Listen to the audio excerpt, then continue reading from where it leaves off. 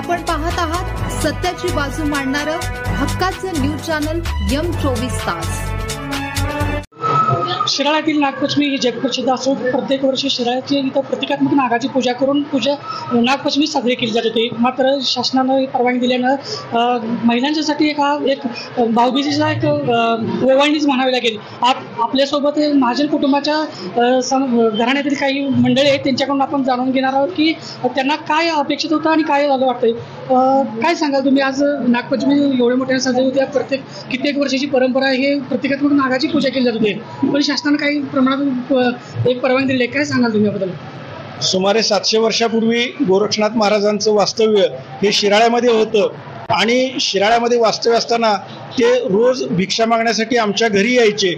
त्यावेळेस नागपंचमीचा दिवस होता आणि भिक्षा वाढण्यासाठी त्यांना थोडासा उशीर झाला, म्हणून त्यांनी विचारलं की मी आज भिक्षा मागायला उशीर का? तर त्यावेळेस घरातल्या स्त्रियांनी सांगितलं की आज नागपंचमी आहे, त्यामुळे आम्ही चिखलाचे नाग बनवत होतो आणि त्यामुळे आम्हाला थोडासा भिक्षा वाढायला उशीर झाला तरी क्षमा असावी।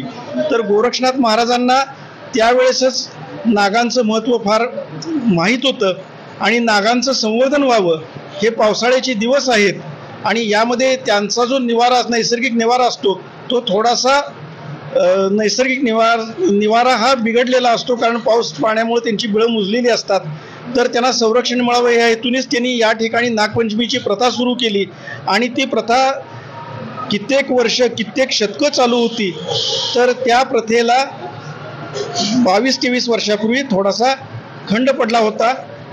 तथापि यावर्षी काही अटी शर्तीवर आणि शैक्षणिक प्रबोधनासाठी नागांचं महत्त्व समजावं म्हणून 21 लोकांना नागाचं महत्त्व विशद करण्यासाठी परवानगी मिळाली। त्यामुळे यावर्षी आम्हाला जिवंत नाग पाहता आला।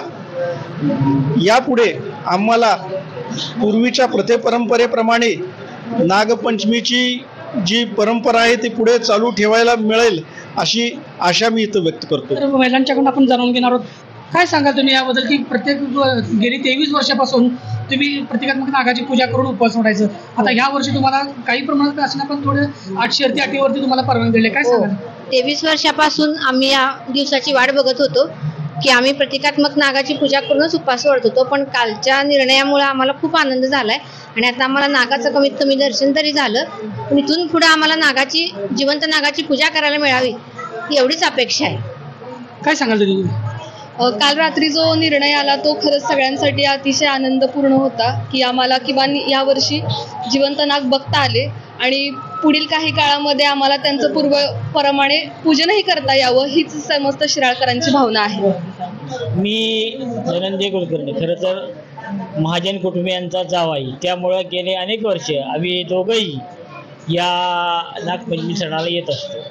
नागपंचमी सण म्हणजे नागोबाचा सण किंवा नागदेवतेचा सण आणि नागदेवता म्हणजे हिंदू संस्कृतीमध्ये स्त्रियांचा भाऊ आणि ह्या भावाचं असं हे असतं की त्यावेळेला मला असं वाटतं की अनेक ठिकाणी शेतात सुद्धा कुठं जात नाहीत या दिवशी, आजच्या दिवशी नांगरत नाहीत, पेरत नाहीत, की ज्यामुळं प्राण्यांना किंवा नाग किंवा सर्प कुठलीही इजा होऊ नये अशी म्हणून ते काय करतात की शेतात जात नाहीत, कापत नाहीत, काय नाहीत। शिराळ्यामध्ये तर नागाचं इतक्या चांगल्या पद्धतीने संगोपन केलं जातं की बोलायचं काम नाही, परंतु गेल्या 23 वर्षामध्ये अनेक घटना अशा घडल्या की त्यामुळं जिवंत नाग आपल्याला काही पूजन करायला मिळालं नाही। तरी पण दरवर्षी आमच्या या घरामधून, आमच्या या कुटुंबामधून एक प्रतिमात्मक नागाची मूर्ती आणि पालखी दरवर्षी निघत असते।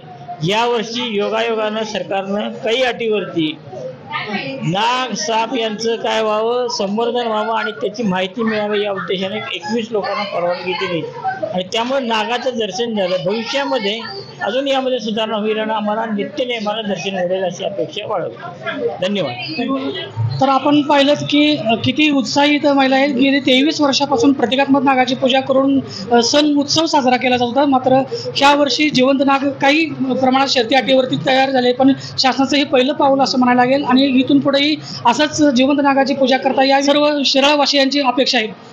M24 तासाठी मी दिलीप मोते, सांगली।